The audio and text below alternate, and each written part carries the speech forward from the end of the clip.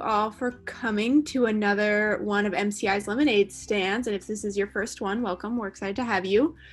We use this time to talk about issues affecting the field of male contraception. I'm Catherine, and I'm the MCI Youth Advisory Board Liaison. And today we're going to talk about the Youth Advisory Board, or as we also call it, the YAB, and youth engagement in general and how it benefits MCI as an organization and the more broad field of male contraception. Next slide, please. Thank you.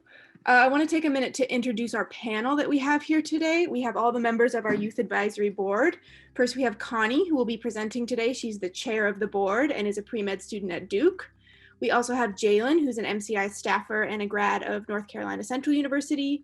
Tyrone is one of our inaugural members and currently serving in the Air Force. He's on today too. And Claudia, who's also here, is one of our newest members, or is our newest member, and is a student in biology at UCLA. So we're really excited to have her join the team. And like I said, I'm Catherine. I'm a member of the MCI staff, a grad of UNC School of Public Health and the founder of the board. And I will go ahead now and pass it off to Connie. Next slide, please. Thank you, Catherine. Hi, everyone. My name's Connie. I am, like Catherine just said, I'm the chair of the Youth Advisory Board, or the YAB, and I'm a senior at Duke. So I'm also a pre-med student, and I was one of the initial members along with Catherine and Tyrone. So sort of just starting out, like, why do we have a YAB? What are YABs? So YABs and empirical research on YABs is fairly limited. But sort of youth advisory and engagement groups and related groups are pretty established with the goals of both supporting and benefiting the youth involved and then supporting the related organizations. So that's sort of the symbiotic relationship there, and it's twofold. So you see many organizations with YABs and youth advisory councils. These include states, hospitals, child service organizations, and the like. So next slide, please, Kevin. So yeah, sort of why do we have a YAB with MCI? Sort of why are youth perspectives important with contraception? And obviously youth in any field that impacts them is important, but this is especially pertinent with the development of new methods of male contraception. Why is this? Basically, young people are at higher risk of unintended pregnancy, and so we have a high need for it. With high rates of sexual activity and inconsistent use of current methods, it's been shown in the literature. There's evidence that sort of developing methods that people can use, and when they're young people, this helps develop lifelong users in that way. Next slide, please. So benefits of the YAB, not necessarily just for male MCI, but for contraception in general. So MCI Youth Advisory Board sort of has three main service areas that we can see on the slide here. So number one is sort of to serve the youth involved in the organization, to serve all of us on the board. Two is to serve the organization as a whole, and then three, sort of more generally, is to serve the field. So with the youth, the YAB provides practical experience for each and every one of us for youth. So this is through professional development sort of experiences. So this can be conference attendance. Last year we went to the YTH, which was supposed to be in person, but obviously was not. Networking opportunities, and opportunities to sort of impact your field of interest. So this can be through research, grants, the like, and also just meeting fantastic people. And then how do we support the organization? I think we support MCI by lending sort of a youth perspective to the work the MCI does, so sort of interjecting what we think is best for people our age and the like, and then sort of in a more general term with the field. We support the field of male contraception by helping expand knowledge of male birth control. We're funding youth researchers, which is really exciting, and providing the field with a perspective of youth. So this sort of ensures that the needs of young people are understood, especially in a field where this impacts us most. Thanks, Kit. Next slide. So all about MCI, why are we here? So specifically for MCI, the YAB has helped in a couple of ways. So this sort of ensuring that new male contraceptive methods are developed to reflect the needs of the youth. And then ensuring that the way that MCI communicates is informed by the youth. So you can kind of see this, I would hope, through our Instagram, which has got increasingly more traction. I absolutely love it. And then sort of with our podcast that Jalen's going to talk about later, we love our podcasts in sort of the 18 to 27-year-old age group. And then finally, sort of supporting the field of male contraception by creating young people who have academic experience and professional experience in male contraception. So this could be through our conferences, through our networking, through our research, we're then able to go out into the field and help in that way. So the next slide is sort of on our history. Like I mentioned earlier, myself, Catherine and Tyrone were the three sort of original members of the Youth Advisory Board. This sort of happened pretty organically in the summer of 2019. We'd all individually, sort of in different ways, showed engagement in the field of male contraception. And we ended up basically formalizing goals that we wanted to sort of get together and support the youth interested in male contraception, provide MCI with a source of youth perspective, which they didn't necessarily have at the time, and then just increase overall awareness of male contraception among youth in general. So obviously we all went to different schools. I go to Duke, Catherine was at UNC, and Tyrone was at, I think, NC Central. So we're all at different schools in the area with people our age. And I think even talking to our friends about it and talking to our universities about it has been pretty fundamental. So one of the examples of that is, I kind of want to give one that's sort of personal, but if we go on to the next slide, I have been conducting some research with Duke, and this has been with direct ties to MCI. So I was lucky enough to have sort of all the members of MCI really help me out with this. I knew I wanted to do something in the arena of male contraception, and they really helped me narrow my focus to look at masculine norms and attitudes towards sex and sexuality and how this impacts novel male contraceptive preference. So I don't want to bore you with this slide because it is a bit dense and has a lot of graphs that I'm not even sure I fully understand at this current moment in time. But I wanted to look at male contraceptives that MCI had some stake in. So we were looking at Nesterone, which is a gel applied to the shoulders. We looked at MENT, which is it's sort of an injection into the vas deferens, and then MENT was the subdermal implant, and RISIG is an injection into the vas deferens. So I really wanted to see sort of how masculine norms, how attitudes towards sexuality dictated preference, and then how we can sort of therefore look at strategies and education and how we can basically just increase uptake, because that would be absolutely fantastic. I've had over 250 people take the survey from the USA and the UK, and it's been really interesting. So once I have results, I'll be sure to share them with MCI and the rest of you. But I now want to pass over to Jalen, who has been doing something other than research, and he's going to talk about another one of our projects that's in the works. So over to you, Jalen. Thank you for that, Connie.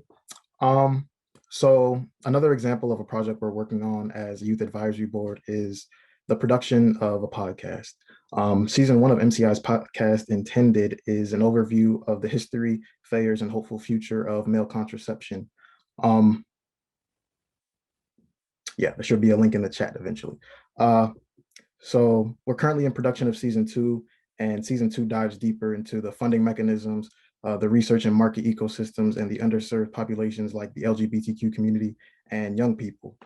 The Youth Advisory Board is currently producing an episode on sex ed. We decided that that was a topic that, you know, we were all passionate about at the time. And we wanted to talk about how it serves young people, sex education, why it's important, why it needs to be improved, and how male contraception could impact it in the future. Some things the YAB members are involved in as far as the production of the episode is writing the episode, interviewing leaders in the field of sex education, and producing the episode with guidance from the MCI staff. YAB members get to engage with experts in the field and learn production skills. We learn how to edit and work with audio files and things like that. And Connie can talk a little bit more about the other projects that we've been working on. So I will kick it back to her. Cool. Yeah, thank you, Jalen. The podcast, just sort of reiterate, is something that we've been working a long time on, and it's super exciting.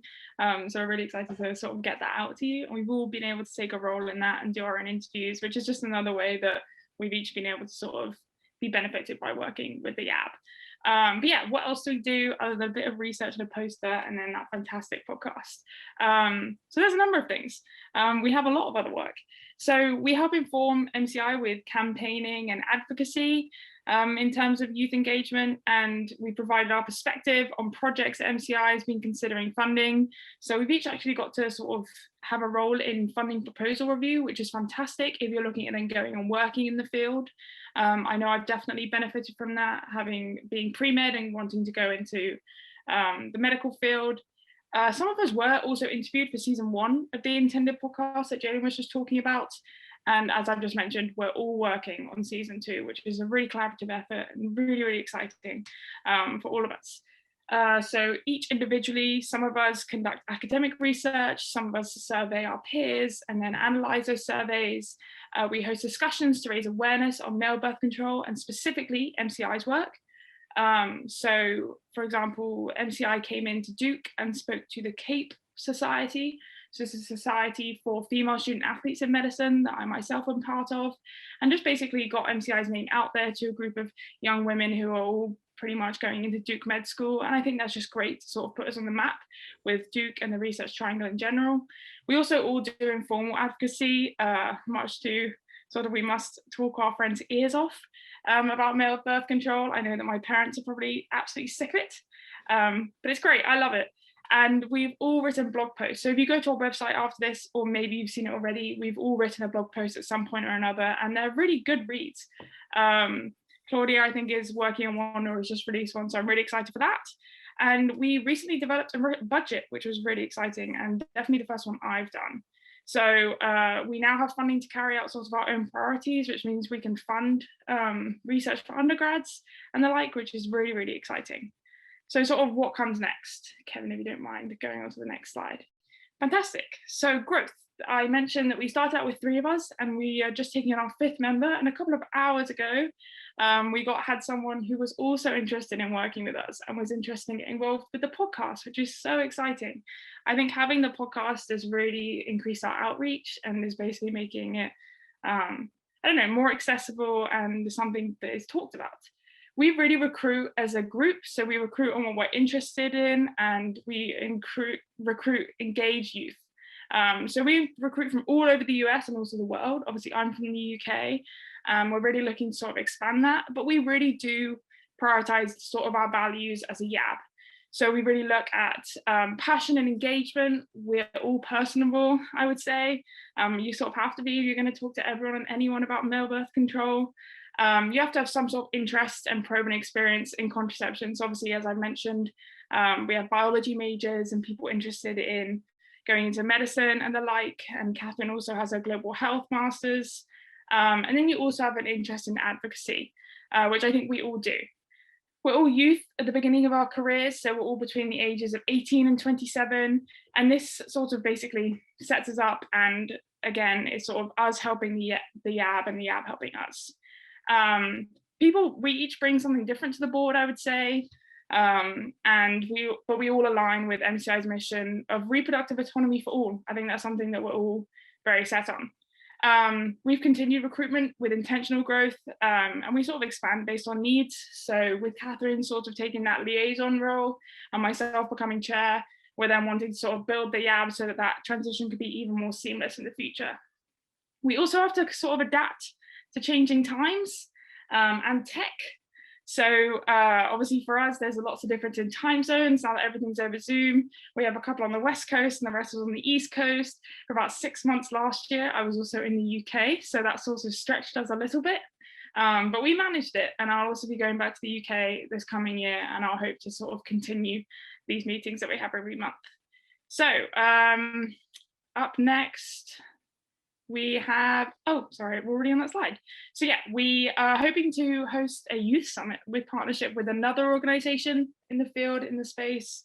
And we're currently pursuing ways of self-funding that.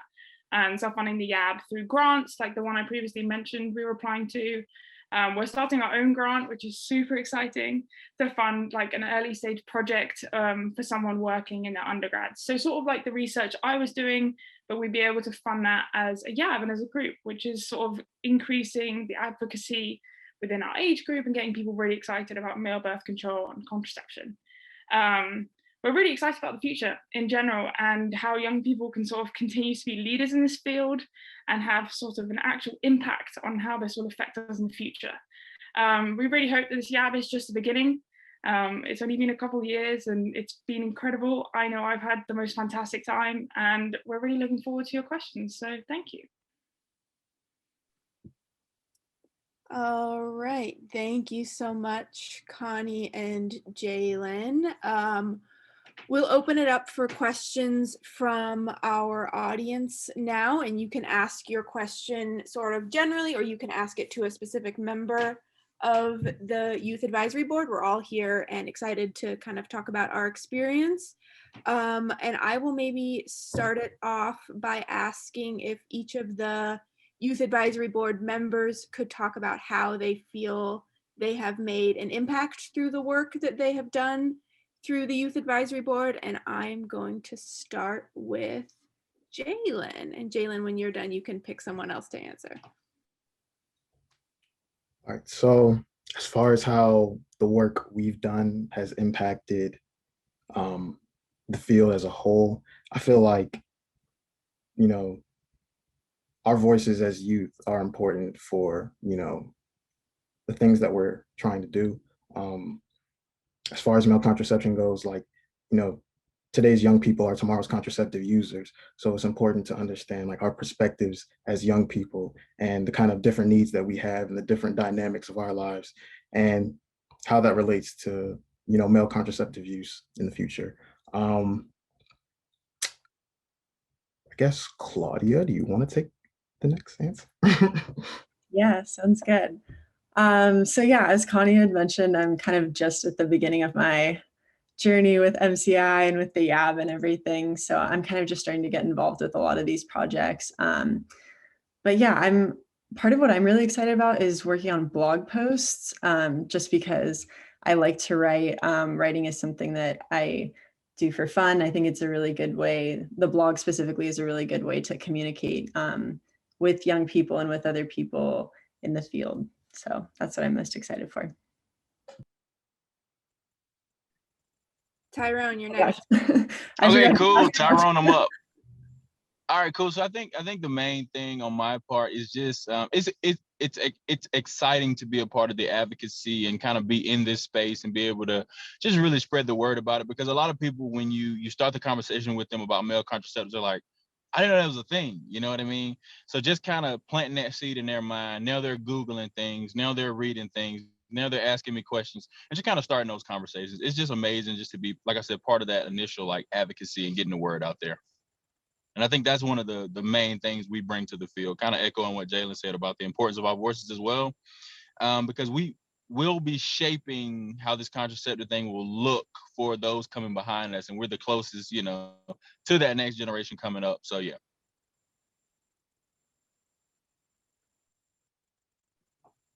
Connie, do you want to finish us off?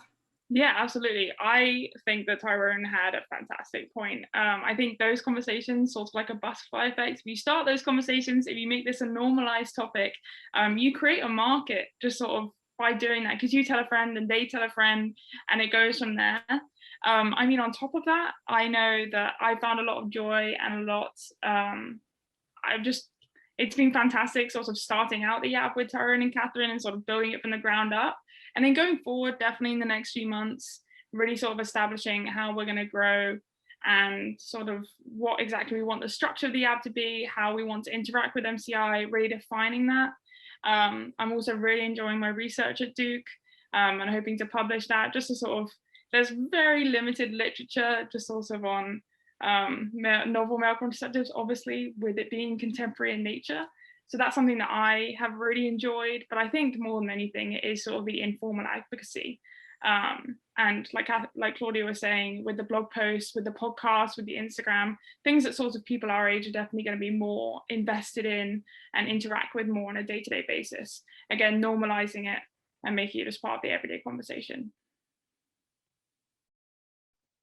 Thanks. And we have a question in the chat here about messaging around contraception and specifically male contraception for young people. So what are our thoughts around how those need to be, how we talk about them, how we make them relevant, and what are some of the barriers that we might anticipate? And feel free to correct me if I'm phrasing that question wrong, but does anyone have anything they want to respond to that? I think as far as the marketing piece of it, kind of getting the word out there in the spaces that young people are using. You know what I mean? So like we do a lot as MCI does a lot as far as like the Instagram posts and that sort of thing. So really like getting out and marketing in the spaces like targeted marketing, putting it on social media, you know, putting it on these different sites that people are like accessing like a lot. So kind of that piece for the marketing.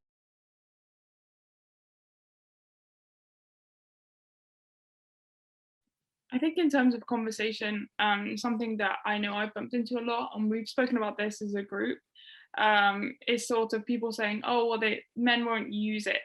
And I think the best thing to rebuttal with that is previous MCI research, which is like, actually, we've surveyed all these people and it shows that men are willing to take this, and that reproductive burden is to be shared.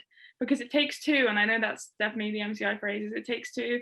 And I think rebuttaling with that, and I do understand the concern and the anxiety around that, but then being like, well, with all these people surveyed, it does have traction and people will take it. And then it comes down to sort of individual relationship dynamics, but that's sort of the main thing that I bump into and how I sort of rebuttal that.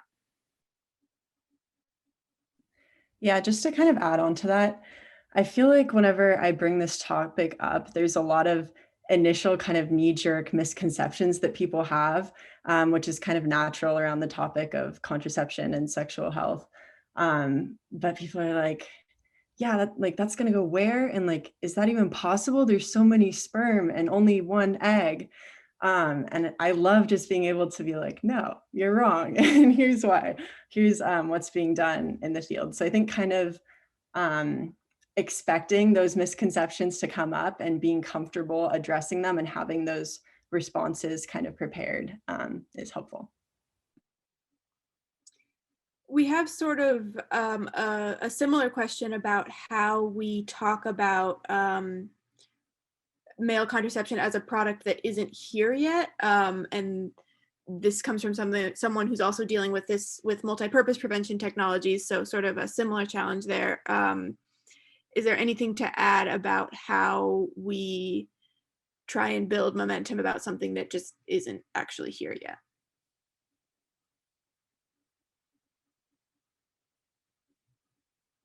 I think sort of in a similar way, even if it is not yet on the market, I think like Tyrone was saying earlier, if you sort of create a conversation in which talking about male contraception and sharing that reproductive burden is normalized, then you end up sort of, it doesn't create the same knee-jerk reactions like Claudia was saying, because you end up sort of not having the same shock factor. Because if it's something that you're able to talk about on a day-to-day basis without that same awkwardness that comes with some of the conversations that when you first bring up male contraception with someone, it being so new sort of creates a cognitive dissonance and goes against what we already think about contraception. And so, yes, it's difficult if something isn't yet on the market to present it as something that is feasible. Sort of just having those conversations and really bringing it to the forefront of people's minds sort of means that it's sort of playing on that heuristic of if something is there all the time, you don't question it. So I would say that would be the best way to sort of tackle that. Yeah, kind of along that same vein, just kind of planting the seed. Like now we're literally we're planting the seed and getting it out there, making it comfortable to have these conversations. So when these things are to market, it's like, okay, boom. When it's in your face, you're like, okay, I'm already comfortable with this. I know that it's a thing, so I'm more willing to be able to take part in it, to use it. You know what I mean? That sort of thing. So we're just planting the seed right now. Sort of piggybacking off of what Connie and Tyrone said, I see the first part of the question says, what kind of messaging do you use to promote products that aren't yet on the market? I think one thing that's, important for promoting something that's not on the market yet is, consumer research, just illustrating that, male contraception has a place in different people's lives, just sort of that sort of thing, planting the seed, all that, just having conversations, advocacy, all that sort of thing is very important for what we're trying to do. Yeah, I totally agree with that. I also think it's good to start with something that people are already familiar with, something that they already know. So like specifically this question talked about, okay, we already have condoms, people are already familiar with that. So can we say, oh, what if you had a technology that would give you some of these benefits of a condom, but would also give you these additional benefits? So kind of building off of stuff that people are already familiar with. So you're not just immediately jumping in with, here's this brand new thing that you've never heard of in your life before. Yeah, thank you. Are there any other questions? I have a couple questions, but are there any other ones from our participants at this point? You don't have to type them. You can yell them out. Linda, go ahead. Hey, first, I think this is great. I wanted to join this meeting because, to be honest, I didn't know anything about your Youth Advisory Board. And I want to say congratulations and thanks to the people that are involved. You guys are wonderful. I work at the Parsimus Foundation, and I wonder if there's methods for a group like ours to assist in any way. We're inundated by people from all over the world who contact us like many times a day, asking about the product that we've been supporting all this time. And a lot of them are young people. We also have a lot of young people that are in school and doing projects and interested in things. I wonder if there's a place where, I don't know what your needs are in terms of your board or outreach or whatever, but it'd be wonderful if we could pass some of them on to you, that, you know, maybe there's opportunities for collaboration or for you to bring in more board members. We'd be glad to do that. Yeah, thanks for bringing that up. I think that sounds like it would be very, very cool. I'll let Connie respond in more detail, but yeah, that sounds, yeah, Okay. Thanks for even thinking of us for that. Oh, sure. Hi, Linda. That is a fantastic question, and that would be really brilliant. I think we sort of at the start, it was sort of a slow and steady start, really getting the YAB founded with the three of us, and then slowly building out and deciding what we want our roles to be. As in the next few months, as we really cement those and start having titles for each role, I think we'll be in a better position to sort of take on more people from that aspect. But I think from the sort of the realm of outreach, I think if they're all over the world, what could be better than, like we were saying, sort of like Tyrone keeps saying, with the planting the seed and having those conversations, even having them sort of allied with MCI in some way and sharing what we put out, sharing our research, sharing our podcast, it sort of just, again, creates that normalized conversation. So I think if you could send them our way and we were able to interact with them in a way that, I don't want to seem like we just give them stuff and then let them go, but to have them sort of be perhaps not a main part of the board, perhaps, but be an extension of the YAB that just basically involves like informal advocacy or advocacy in general, or sort of influencing on social media. I think that'd be fantastic, because that's definitely the way that you see most people are age engaging with this sort of thing. So I think that'll be really brilliant. I think definitely going forward as we expand further and further, that'll be something I think we'd be interested in. Great. Thanks.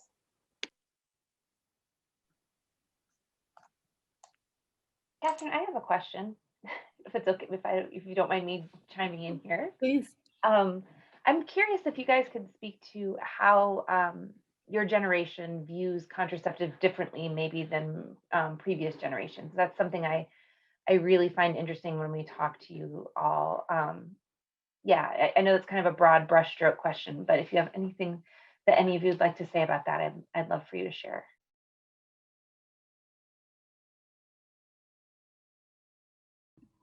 I can start. I feel like our generation is kind of growing up in a world where gender roles are increasingly pliable. And that's something that really contributes to changing views on contraception. And I know that there's a huge slew of survey data about how young people feel about male contraception, and all saying different things sometimes, but from what I've seen, the trend has been generally in a positive direction of people being more open to it. And I really think that that kind of increasing pliability plays a big role in that. Going off what Claudia was saying, some of the research that I've been doing and been looking at is exactly like Claudia was saying, sort of this rejection of gender roles, and with that a rejection of sort of masculinity and femininity. And what you see is when people conform to masculinity more heavily, they are less likely to use contraceptives, and they're less likely to use condoms and the like. So I think we're definitely a generation which is revolting against those gender norms and rejecting toxic masculinity in general. And so I think with that comes sort of a more willingness to use contraceptives and share that reproductive burden, because there's definitely more equality. It's not equal by any means, but there's definitely more equality within the reproductive arena. Definitely, it's more. I think it's more spoken about as well. I think we're better at communicating in that way, I would say. I don't know if Jalen or Tyrone has anything to add on to that. Yeah, I think so. Personally, what I've noticed is that, yeah, our generation is, moving forward and dismantling modern gender roles, but our relationship with, like, take the condom, for example, the same things that, older people will say about condoms, young people also say about condoms. Most people don't like to wear them, more or less. So it's really important to think about, I guess, how young people can, I don't know where I'm going with this, but yeah, old people, young people, they think the same more or less about condoms. And I don't know if anybody else has anything to add, but that's what I've noticed. So Jalen, you're saying there's not been this magical embracing of condoms since I was raised? No, there hasn't. I don't think it's people, we've had two methods for as long as we can remember for men, right? So the relationship with them has more or less been the same throughout history. Like, either you use them or you don't, either you get pregnant or you don't, or you have sex or you don't. It's like, that's kind of the thing that I've noticed. And it's sort of, that's why I feel like these conversations are important to have, as the topic of male contraception becomes more widely available to people around, people will be able to understand that something like this has a place, in the future. So can I piggyback on that a little bit and ask a question around, so I do a lot of talks around men's gender norms and gender roles, and I've done some research on this and worked with David Sokol and Heather for a while at FHI. And one of the things when I do my talks is I'll say, here I am, I'm 50 years old, and the first time a physician ever talked to me about contraception was when I went to the urologist to get my vasectomy.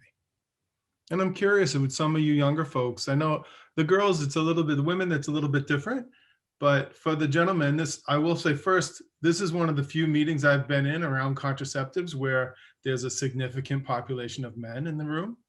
And Kevin and Heather can vouch for that through the work we've done.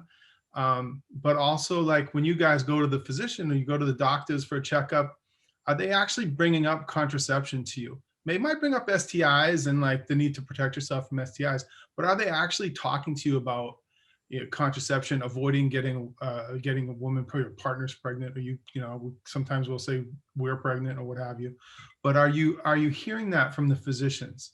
And I think this is kind of a really critical starting point, because in the work that I've done, it's always around the conversations. And I'm curious about where some of these conversations start with you guys in the doctor's office, if you're willing to share.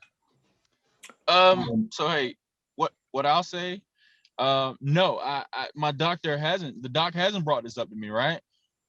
But I'm excited and I'm optimistic that the next generation of young men growing up, they will be having these conversations because of the work that we're doing now to kind of get this stuff in motion. And I really, really wish that this was a normal conversation, that the doc was bringing this up to us. But it's like, yeah, we need it. We need it too. You know what I mean? We need it too. We've been left out of this space, and I'm just glad now that we're increasing like our inclusion in this space to be able to have these conversations. But just hopeful that for the future, docs will be having these conversations with men. But no, we've been left out. Yeah, I can certainly echo that. My doctor doesn't talk to me at all about contraception. It's like, it's more or less, did you get your shots? Yeah, okay, then you're good. That's more or less where the conversation ends. So to piggyback off what Tyrone said, hopefully that eventually these conversations will start being had between the physician and, you know, the people they care for. I can chime in. Oh, Go ahead, Claudia. oh, I was just gonna say, I know I'm not a man, but I do work for a primary care physician. So I do see about 10 to 20 regular annual physicals every time I go in. And I've noticed that it's not even something, so for the women's section of the electronic medical record, there's an option for, oh, what kind of contraception are you using? Whereas for the men's, there's not, probably because we only have 2 FDA approved options. So there's not much of a conversation to start there in the first place. But they could tick a box and say, I brought it up, you know? Right? Yeah, I think the biggest barrier to that is the idea of reversibility isn't there. And so when you go into a doctor's office, the best thing that they can do, you know, outside of just handing you a condom is just not make any recommendations at all, because that will negatively impact them in some way. Because if somebody ends up getting a vasectomy and then wants it reversed later on, then that it's kind of a touchy subject. I know my experience in the military was that in order for you to be approved for a vasectomy, at least the idea was going around that you had to already have a family, so that they knew that you were at a place in your life where you could actually make that decision.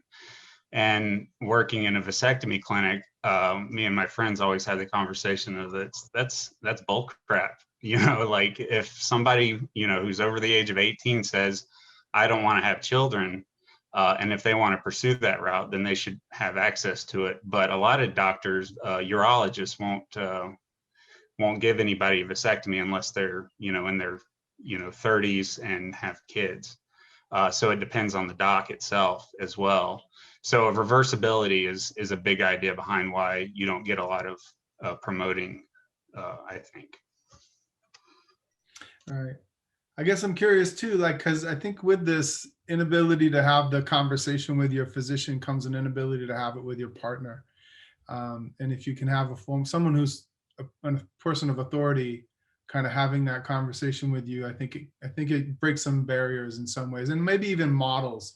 A lot of the work that I've done shows that when you model those conversations, when you have, and this is kind of, I think, relevant to what Connie and Claudia and Jalen was saying before around having conversations with peers, you modeling those conversations and with accurate information allows them to have that conversation with other people. You know, they can use your words and they can kind of repurpose your words, and that's really valuable. And we've seen it work in research settings and where we're implementing interventions, whether it be in Malawi or India or in the United States, and modeling that language. And it goes across a lot of different pieces of conversation, not just with peers, but also with partners. And so, you know, having the conversation about family planning with your partner too. So yeah, I encourage you to find ways to model yourselves so that you can kind of, I don't know, replicate in a different way, right? So yeah. I just wanted to jump in with 2 things. One, Dominic, I'm reaching out to you because I have a project that I want you to work with us on, which also dovetails nicely into my question for the YAB is what future projects do you have planned, or what excites you in terms of engaging with MCI, and what would you like to accomplish in 2021? I don't mind going on this. So I am currently the chair, but I will be moving home in July because my visa ends, and I'll be heading to med school. So I'll likely have to pass on the chair role. And in doing so, I think one thing that I was really excited about was sort of formalizing the board members in terms of having a chair, a vice chair, a notary, a secretary, etc. So sort of making it a more formal organization than perhaps we started out with, which is very fair because we're only not even 2 years old, which is brilliant. And I think another thing that was really exciting and that we've just started working on was sort of having a grant that we could give out, and that we could basically have the financial self-funding to be able to find someone that is doing fantastic work and really get them excited about what they're doing and give them the financial freedom in which to do so.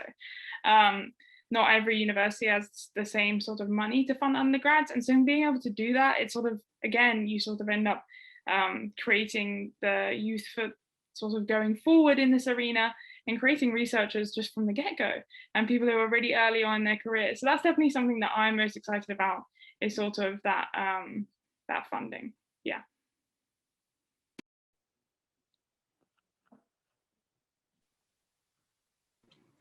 I will add, oh, sorry, Logan. Sorry, I'm going to add and then you can go. I just wanted to say, for a while, it was just me, Connie, and Tyrone, which was fantastic. And I think we did a lot of good work, and all three of us brought a lot. And then Jalen came on and he brought, all of his experience and perspective and skills. And now we have Claudia, and now we have maybe one or two more people coming on. And every new person that comes on brings a whole slew of, have you thought about this? Or, well, I can do this. And like, here's the network I'm tied into. And every time it's like, oh my gosh, how did we get by without this? So I am really excited to kind of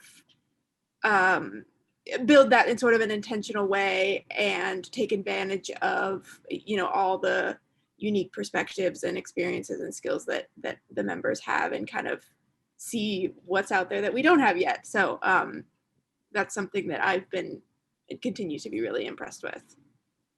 Does anyone else want to add anything on before Logan? Okay, go Logan. This is actually really good timing then, because my question is, do you have any advice or thoughts on, for someone wanting to start a YAB for maybe a parallel organization, maybe something, thinking about women's contraception, maybe not thinking about contraception at all, but like, do the founding members have any thoughts on what lessons they learned in starting the YAB? And then on top of that, as you're growing and expanding, are there certain skill sets that you're looking for, certain experiences that you want people to have? If you're thinking about starting this in a parallel sort of field, what would you want other people to know?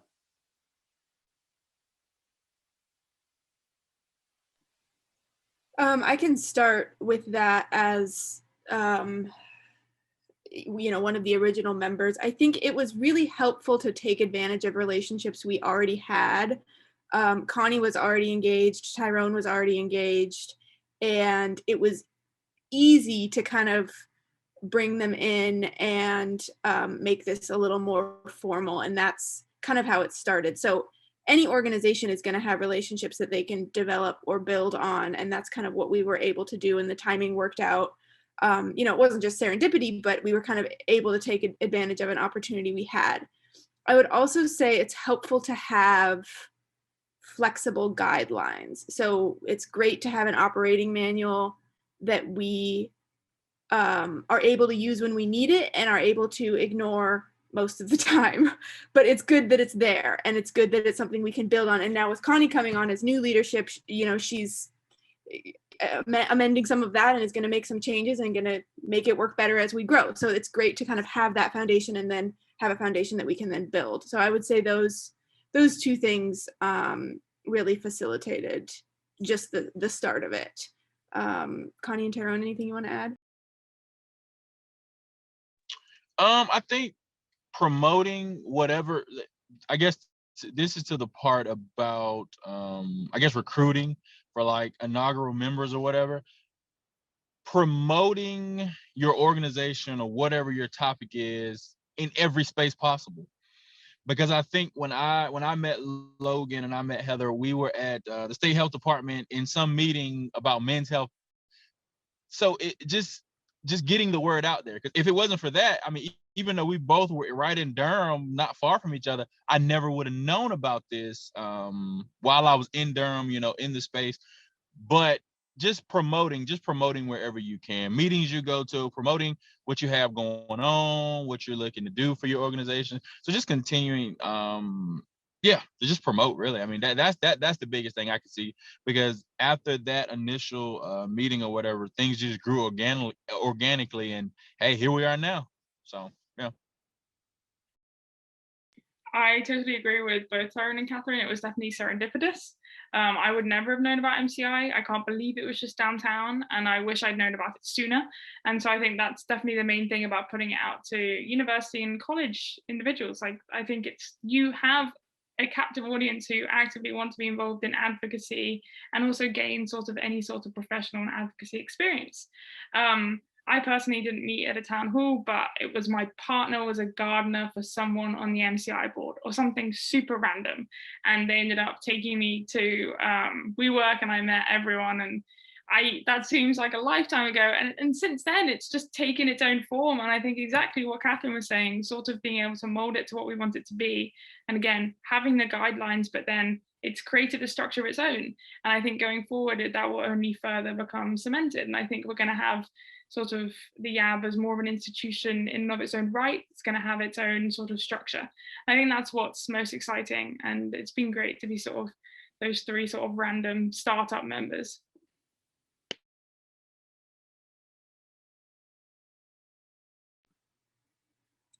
Any other questions?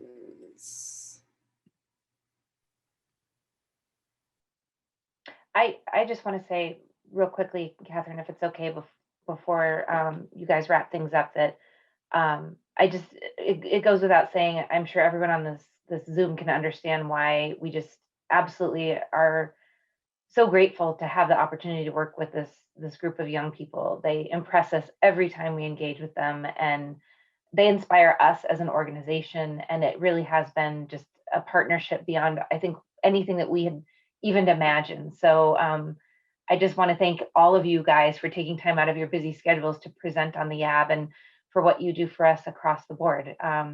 So I just want to say that real quickly before we wrap things up. So thank you. I mean, I guess maybe I speak for all of us, but at least for me, it has been really reciprocal. And I think we get a lot out of it too. And I think for me, at least, I feel the support of MCI, and I feel that we're taken seriously, and we're funded, and we're, this does feel like it's not just a footnote. It does feel like we are actually getting to have impact. So that's really meaningful for us as well.